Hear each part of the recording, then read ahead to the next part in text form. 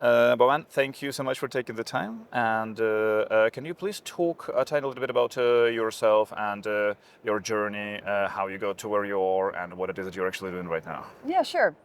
So I'm Beau-Anne. I have a technical background. I studied industrial engineering, graduated in the field of robotics and control engineering. And after graduating, I joined Adyen, which is a Dutch fintech company. Very, very straight trajectory, right? Like robotics and then Adyen. Yeah, well, I figured, if I wanted to join a technical company and do something in a more commercial role, so I would have both kind of the business side of things and the technical side of things. So that was kind of my rationale, but I must say it was a lucky guess. I can say now that I had a bright eye for what was about to become a unicorn, but truly I didn't. They just had a ping pong table. I loved it, so that's why I joined. But then you left. Eventually. Yes, eventually I left. I figured the investor side of things was way more interesting, or even more interesting. And I joined a impact investor called Doen. Doen Participaties, I noticed it's also in the list of the top 10 most active Amsterdam investors. There I became responsible for everything related to the energy transition. Had a great time, but at a certain point I got quite frustrated because I noticed that all the startups that could mean a big deal in order to battle climate change had a hard time fundraising because they were perceived as too capital intensive or too R&D intensive. So that was the moment where I actively started looking for an investor that didn't shy away from hardware and deep tech, which back in the days was quite rare. And that's how I came across FORWARD.one, the guys from FORWARD.one, back then all guys. Yeah, well. And currently one of the partners there.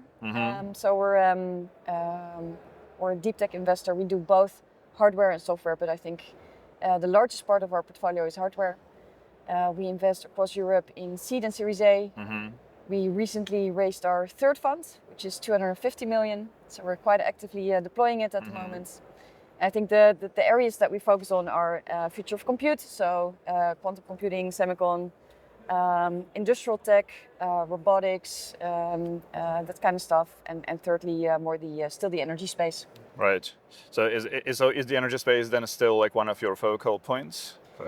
Yes, although we've seen quite some changes recently, like we went from climate tech to energy resilience. You can call it what you want, but indeed, it's still one of my focus areas. Right. Yeah. Now that's a really interesting journey, and so this is probably like your happy place then, like a conference that's all about deep tech. Exactly, and then in Amsterdam, so I feel very lucky these days. Perfect. So we just presented this Amsterdam Deep Tech Funding report the other day, and I wanted to put some of the stats in front of you to get sort of your comments and your opinions on why things are the way they are. And first of all, so the like one of the headline decks and headline data points is that the actual funding in Amsterdam, like in deep tech, it has grown over the last decade quite significantly, like 7x. But at the same time, over the past 3 years, it's been rather stagnant in terms of both amount and the deal count. Do you have any like explanation why that is? Not really, to be honest. I think if you look at the deal count, it normalizes a little bit. Yeah. So personally, I think there's a peak in 2004 of 42. That's when 20. So at 42 rounds in 2024. Yeah, But I think it's still like not too much more than, for example, 36 in 2021, right? So it's So I think in general we saw a huge VC peak in 2021, 2022. Also here in Amsterdam, obviously. I think that 2023 stats are a little bit of an outlier. At least that's what my expectation is. I don't really see a trend that corresponds with that data. That deep tech is less of interest here in Amsterdam. Actually, quite the opposite. Because, like, I mean, what it basically means, if you think about it, so if the number of deals is the same and the amount is lower, then it's like there's not much money. So like so we're not really moving towards later stage rounds, I guess. So like startups raise money on the seed stage, but then they don't necessarily proceed to the next stages. Is that something you see? Like, do startups tend to like fail or spend longer in deep tech at this like seed stage? Well, one trend I did notice is that seed rounds and Series A rounds are slightly getting larger. I think that's always a little bit the case in deep tech, because you move from one inflection point to the other inflection point, often without revenue. So I think typically in a SaaS business, whenever you reach a certain target in terms of ARR, then that's the next stage of the round, right? So you've proven that your growth. I think here it's a bit different then. Exactly. So in real hardware and deep tech, quite often it takes a while before you have that proof of first revenues. So you move from a pilot customer to the first real commercial plant or machine or whatever it is that you're building, or the next tape out of your chip. And so you have to think really in advance of, where will this money bring me as a startup? How much should I raise?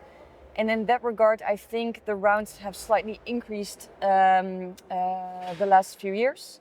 So it could be that, I'm not sure, but it could be that the data kind of reflects that, because... Doesn't really, that's the thing, like, because if it were the case in Amsterdam, then we would have seen still an increase in the amount, because then the number of rounds, the deal count is the same. But we're not seeing it in Amsterdam. So perhaps it's just Amsterdam being a bit different from more like general, like Europe or the Netherlands. Do you mostly invest in the Netherlands, or...? I think Germany is a very important market for us, the Nordics, and Amsterdam as well. I think you're right. Amsterdam is kind of a small sample piece, of course. Especially we don't have a technical university here. We do have kind of a lot of happening on quantum and math, but it's not a real deep tech hub in that sense. Yeah, I see. So and then we have the next slide that I wanted to show you. So this is just a list of top like most active investors that you've already seen, and you're there as well, of course. So, but I mean, there's like a bunch of public bodies that are investing in deep tech. So they're basically anchoring this space in many ways. So do you think, what do you think is the role? Like, is this the right role for the government and the government adjacent organizations to play?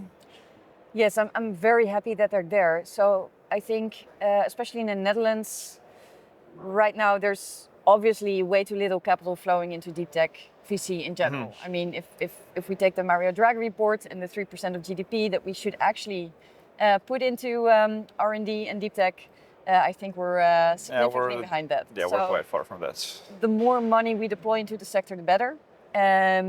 Here in the Netherlands, I think there is quite some interest for the seed Series A stages, but especially beyond that, when the rounds get larger, it's very necessary for InvestNL to step in and also take part of those rounds and de-risk also for other investors.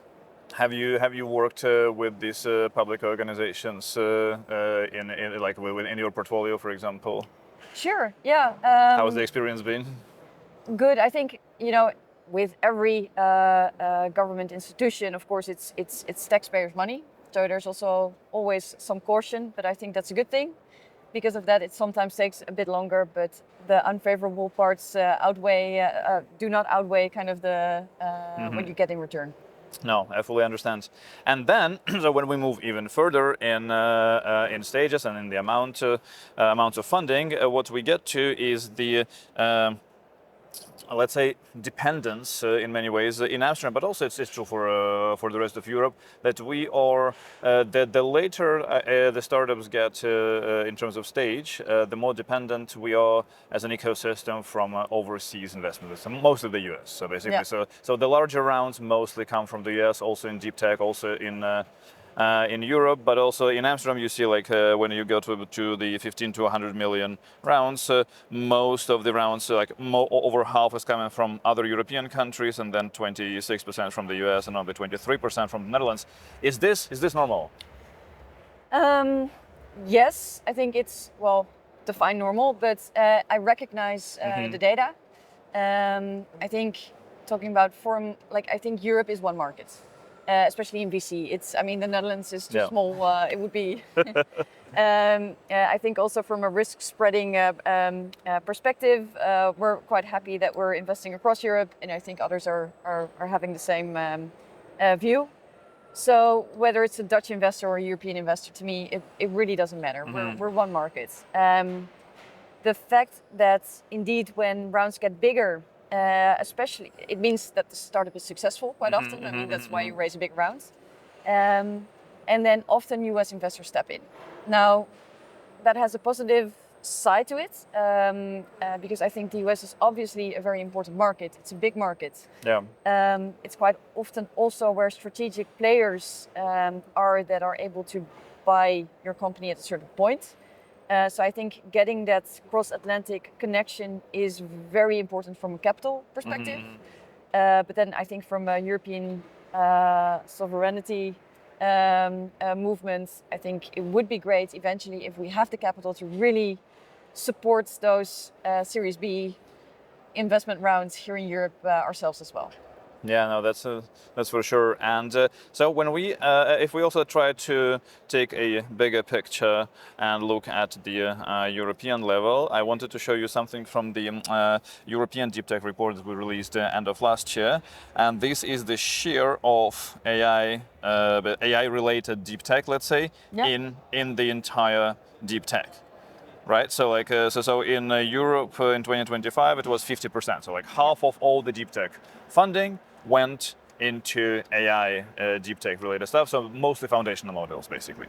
In the US, it's 85%. Yeah. So what do you so what would be your take on this stat? And like, do you think it needs to or will or should change in Europe? That's a great question. I think Europe has lost the first wave of AI, if we can put it that way. But I do see a lot of potential in the second wave of AI, where we apply it more or we use it on specific knowledge areas or specific sectors. I'm not sure if it's the right amount of money, if we should invest more or less. I think it's very important that we also try to not bet all our money on purely AI. There's very important hardware and deep tech stuff going on beyond that as well. For example, in quantum computing.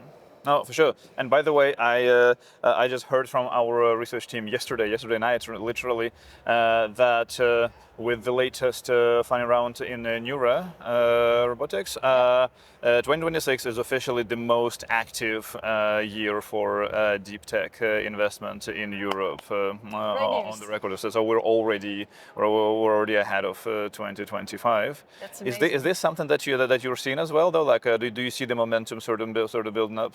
Absolutely. I think also due to AI, whereby it's easier to replicate software, the importance of hardware and deep tech investments have become more appealing to a lot of investors, because the IP and the patent and the know-how cannot be copied overnight, right? So there's real value into deep tech and hardware, also from a geopolitical perspective. Because of that, there's way more interest from government bodies to finance also earlier stages of deep tech within the European Union. I think all of this is very positive and very necessary, and we see this great momentum. I do see a lot of generalist VCs now also moving into deep tech, which I again think is very necessary and a great thing. I do expect at some point there will also be a correction into what are really the deep tech propositions that have a lot of future within Europe or are important sectors. And what are kind of the ideas that slowly move away a bit. Sorry, that was also... No, that's totally fine. And I also like to wrap it up for my own curiosity. I wanted to ask, as someone with a robotics background, what do you think of like the future of robotics? Are we all going to have like humanoid robots in our homes in like 5-10 years? I think we as humans are incapable of really comprehending the speed at which technological development is accelerating. I mean, there was the big ChatGPT moment was in 2022, right? Yeah. I think 4 to 5 years before that, if you would have told, this sector is about to become a $1 trillion business, it's going to completely change the way we work, it's going to change the way we think. I probably wouldn't have believed you if you told me. And I think the same is going to happen indeed in fields of robotics, quantum computing. I think defense is happening at the moment. Yeah, I think, I'm not sure if, in 5 to 10 years, everything around us will be robotized, but the fact that it's going to happen and it's going to accelerate and we're going to use it in ways that we cannot even imagine, that's for sure. Yeah. That sounds very exciting. Beau-Anne, thank you so much. Thanks a million for taking the time, and good luck with everything you're doing. Thanks a lot. Thanks for having me on the show.